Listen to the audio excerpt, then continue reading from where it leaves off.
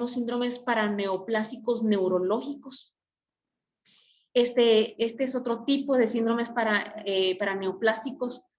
Y pues hacía la mención que nosotros para tener, yo creo que a mí lo que me quedó de esta clase es que hay que descartar.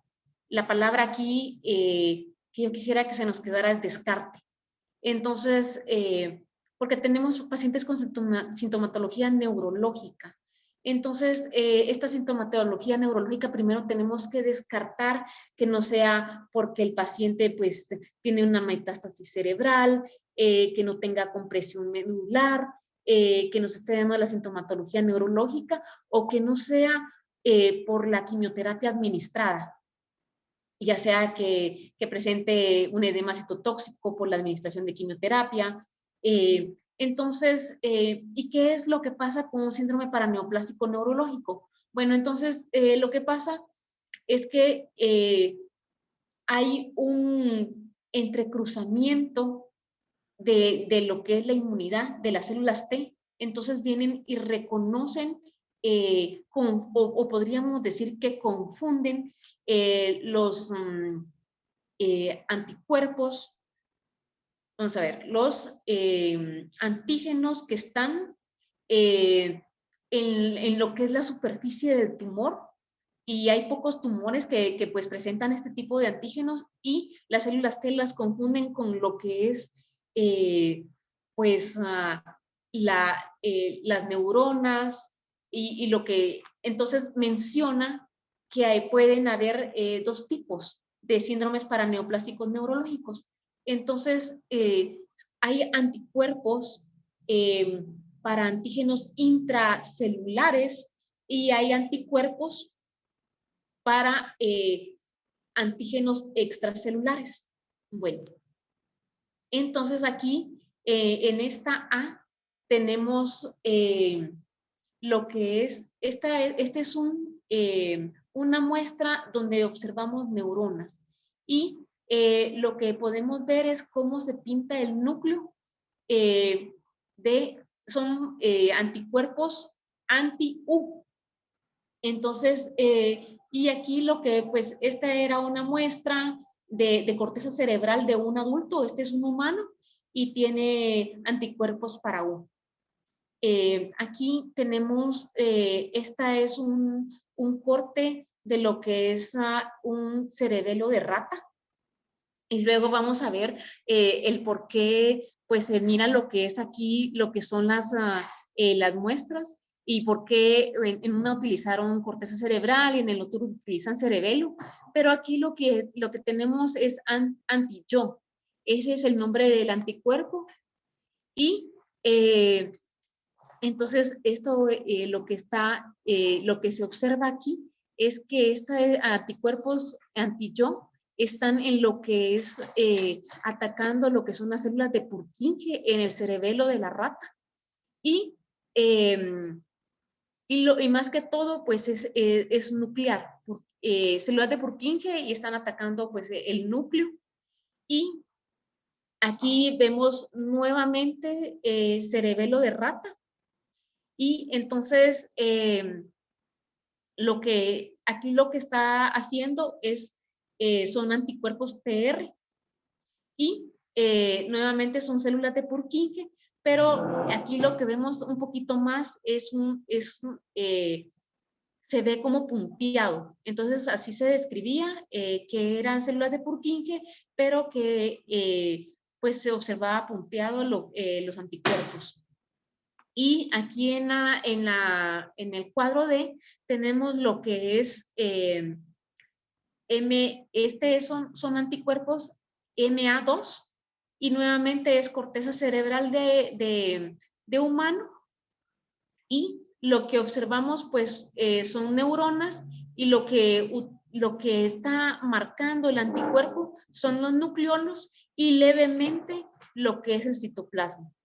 Entonces, y mencionaba que pues estos anticuerpos no reaccionaban ante la glía. Bueno, entonces,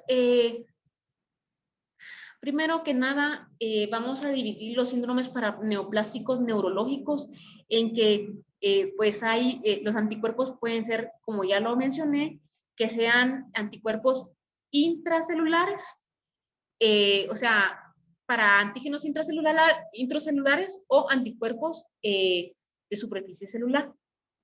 Y tenemos los criterios diagnósticos para estos síndromes y pues aquí los definitivos. Un síndrome clásico en el cual pues se desarrolla cáncer entre los 5 años del diagnóstico del desorden neurológico. Esto es sumamente definitivo que sea un síndrome para neoplásico neurológico, porque el cáncer se desarrolló entre los 5 años que le diagnosticaron el desorden neurológico. O un síndrome no clásico que resuelve o mejora significativamente después del tratamiento del cáncer sin inmunoterapia concomitante. Entonces menciona que aquí lo que hacían como que recalcaban era que pues se resolvió significativamente o mejoró después de que trataron el cáncer, no fue solo así que mejoró. Un síndrome no clásico neurológico con anticuerpos onconeuronales y cáncer que se desarrolla después de 5 años del diagnóstico neurológico. O sea, aquí ¿qué es lo que lo hace definitivo? A pesar de que es no clásico y a pesar que se desarrolla después de 5 años del diagnóstico neurológico, tenemos que los anticuerpos pues, son onconeuronales. Luego tenemos un síndrome neurológico que puede ser ya sea clásico o no, pero que son anticuerpos onconeurales, pero que no presenta cáncer. Entonces, presenta 2 cosas, un síndrome neurológico y los anticuerpos. Bueno, y aquí, en estos criterios que podrían ser posibles, tiene el síndrome clásico neurológico, pero, aquí está el pero, no tiene evidencia de anticuerpos onconeurales y no tiene evidencia de cáncer, pero hay una alta sospecha de que haya una malignidad subyacente. Aquí tenemos nuevamente este es posible, es un síndrome neurológico, tiene anticuerpos onconeurales, pero aquí está el pero, son parcialmente caracterizados y no hay cáncer. Y nuevamente tenemos un síndrome no clásico sin anticuerpos onconeurales, pero tiene cáncer presente después de 2 años del diagnóstico. Entonces,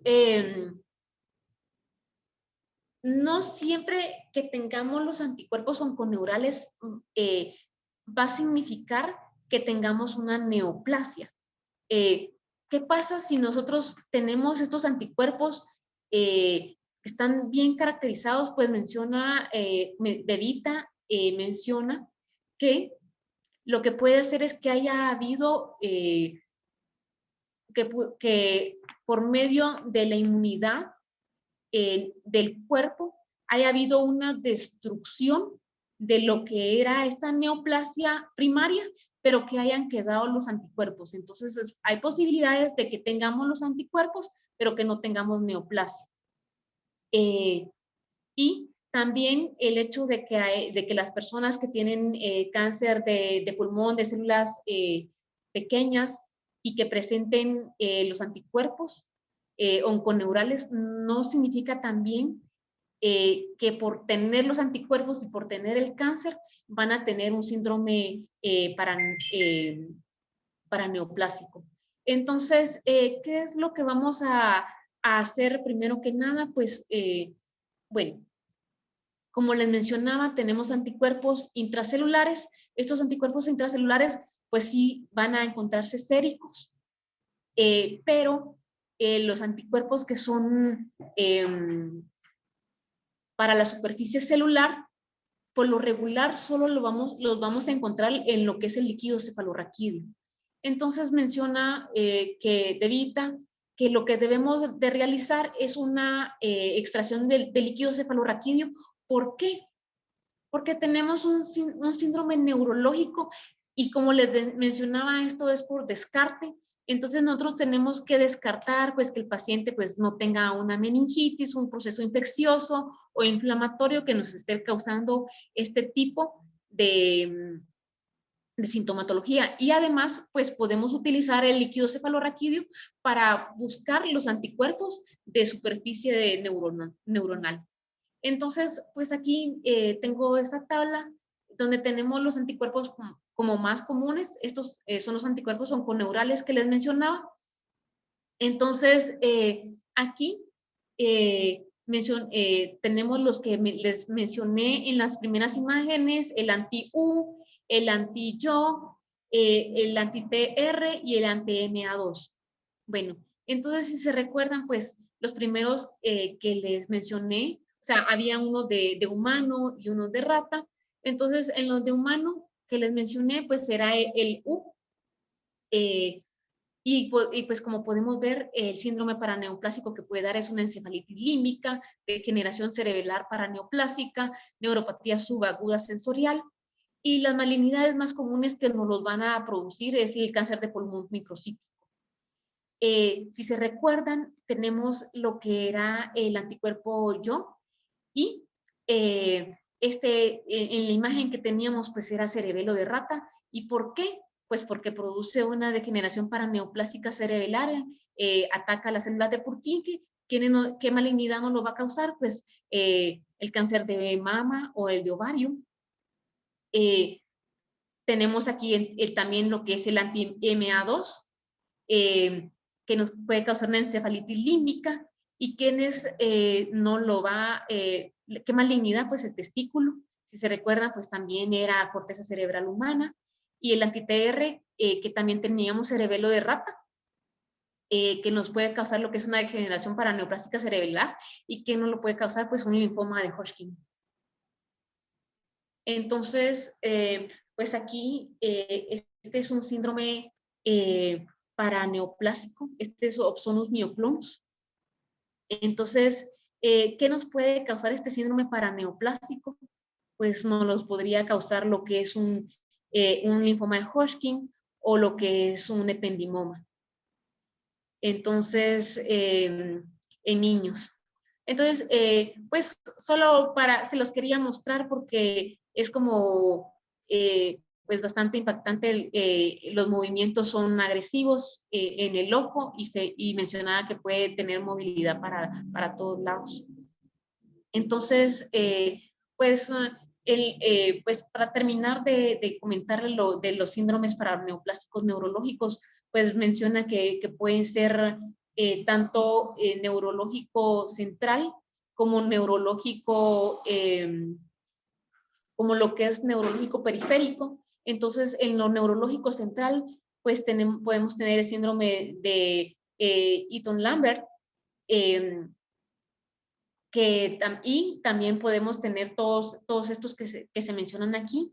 Y en lo que tenemos, en los periféricos, podemos tener lo que es dermatomiositis, podemos tener también, pueden atacar esos anticuerpos, lo que es el sistema entérico del estómago. Entonces, si un paciente pues se queja de gastroparesia, de estreñimiento y tiene un cáncer de pulmón, pues debemos realmente de ponerle atención porque podríamos estarnos presentando ante lo que es un síndrome paraneoplásico neurológico.